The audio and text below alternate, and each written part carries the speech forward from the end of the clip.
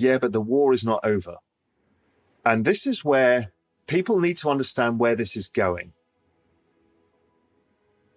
What we are creating is a digital sovereign states, multiple, of different sizes. So we are fracturing the online world, and we'll talk about the metaverse and where this is all going later.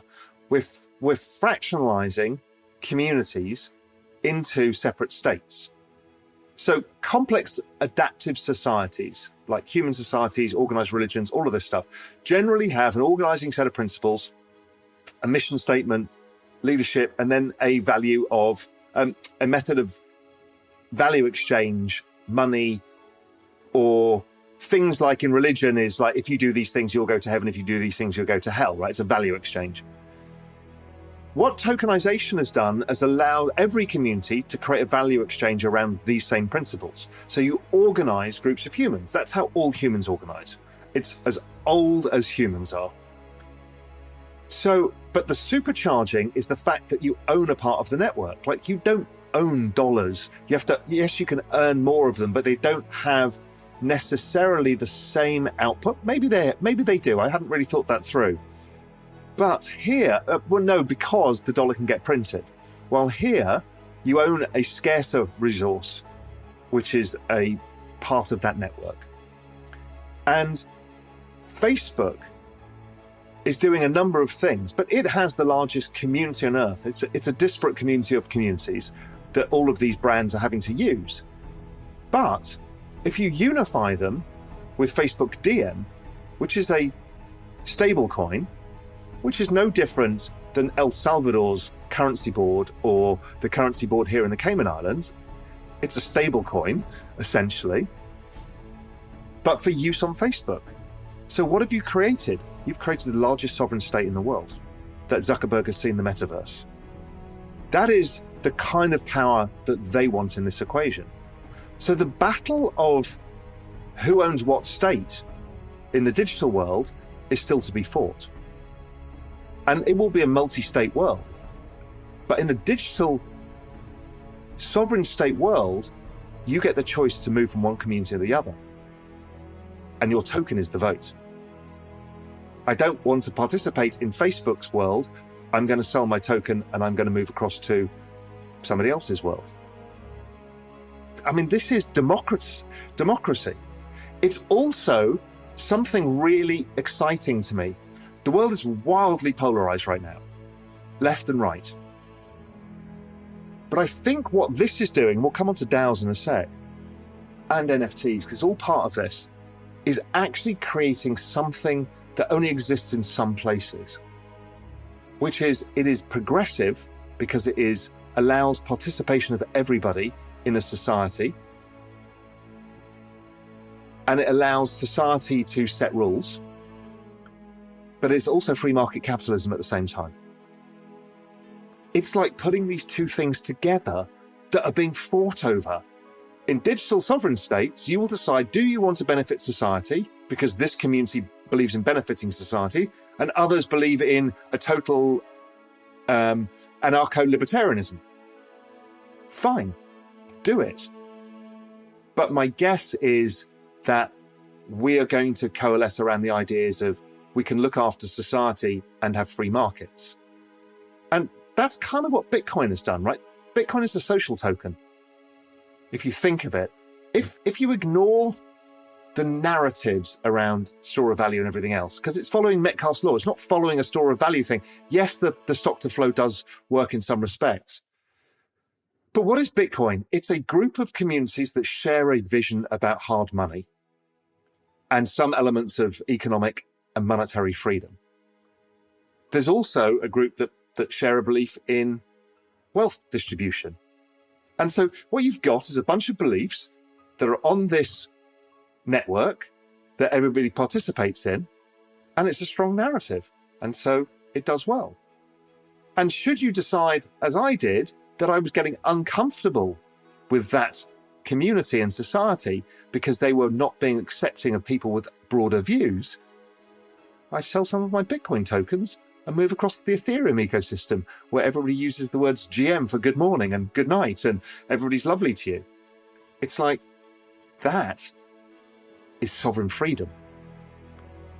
This is a fascinating concept that I'm getting my head around. I don't think most people have figured out yet, because I can see that DAOs are basically a way of getting agreement amongst people on how things should be done in a kind of weirdly democratic way. Will it work fully? I have no fucking clue, but it's really interesting. As Jamie Burke mentioned to me, he's like, what is interesting here is this is like the world's biggest economic experiment in real time. There are literally thousands or tens of thousands of economic experiments about economic ecosystems all being run. Some collapse, some succeed. I mean, that's amazing, because economics was a model-based thing. Now we're running experiments with real data and real money and seeing what survives and what doesn't. And DAOs will go through the same. What is going to work in that structure? I have no idea. But it's a way of organizing complex adaptive societies. The DAO is basically the set of rules by which the society will operate. I mean, this is big stuff, right? I love this. This is how it should be. This is one of the greatest movements I've ever seen, if not the greatest movement. Because it's political, it's economic, it's financial, it's cultural, it's everything, all rolled into one damn thing. And the market's splitting, the guys who are interested in DAOs and what we can do with that, the social tokens, the communities, the protocols, the DeFi guys, and we'll come on to some of these more, the layer ones, the transaction people, and everybody's going, right, we're going to solve this one. And we might fail, but those guys might learn something from us and they'll take the baton. But we're all sprinting as fast as we damn well can to create this opportunity. And this asset class is unstoppable because of its distributed nature of intelligence. The network effect of that power of intelligence and the sheer number of doggedly determined people doing things is unprecedented. We saw it with open source software. We saw it with the internet. But this has the powerful incentives built in that if you are a participant, you're not owning the equity in a company, you're owning a stake in the network, which never has happened before. So it is of a different order of magnitude. And still, I still people struggling to get across the line with Bitcoin or whatever it is, when actually we're hurtling into something much bigger. NFTs are a cultural phenomena where people are organizing around these groups of like-minded people. And the NFT is the identifier.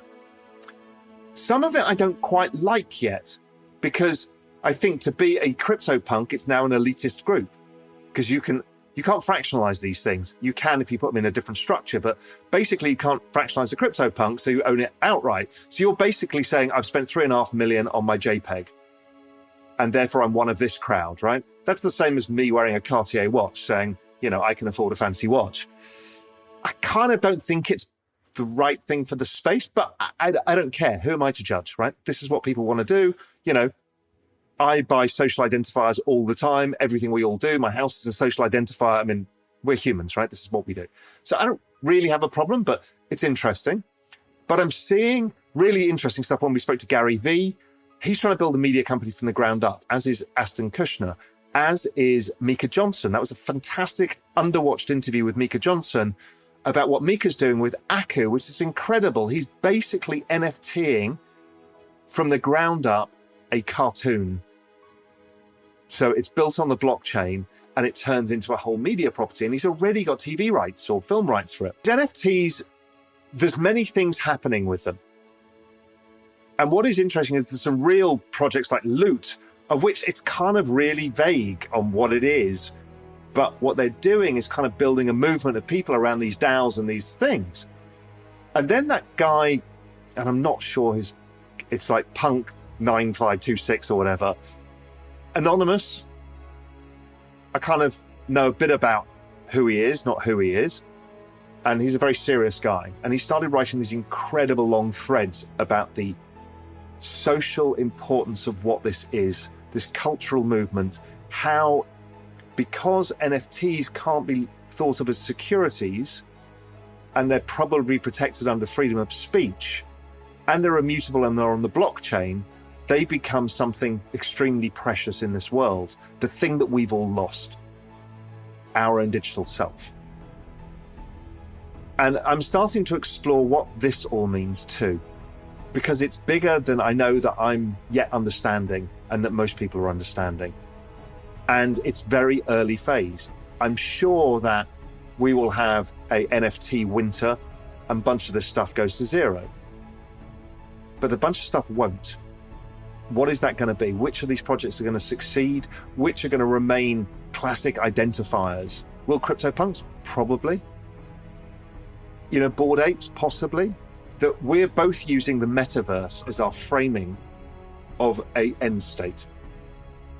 And again, none of us know what the metaverse is, where it's going. It's this digitally fluid world between the physical and the digital world where you can move around, live, exist, work, earn, etc. But if you conceptualize the metaverse as an end state or the start of an end state, it allows you to hold all of these thoughts in your head. A digital financial system, DeFi, a digital system of organizing corporations, DAOs, social tokens, system of money for the communities that you're in, NFTs, digital identifiers and stores of value within the digital world, and an interoperability and transferability of that value across various digital properties. All of that becomes the metaverse. That's how I'm thinking this. This is why I'm fascinated with the metaverse, not some dystopian, utopian, how's it going to play out? Is this Ready Player One? I don't give a shit about that. There's too many people working on too many different ways. We will get our choice in how we want to live. And my guess is once we have digital identifiers that have things like zero knowledge proofs in them, something we haven't really explored on Real Vision yet because it's still pretty early, but zero knowledge proofs basically give you a cryptographic block between your data and the authentication. So it can be authenticated without question, trusted authentication, without actually seeing my data. So that allows us to operate anonymously in a digital world. Now, our government's going to adopt that for their wallets for CBDCs. Our government's going to have their set of documents that are publicly available and other things that we want privately available. Who the hell knows? But I do know is the other end state is everything's going on this. Everything. Your communities you're a member of will be in your wallet and they will go up and down in value if your community is thriving.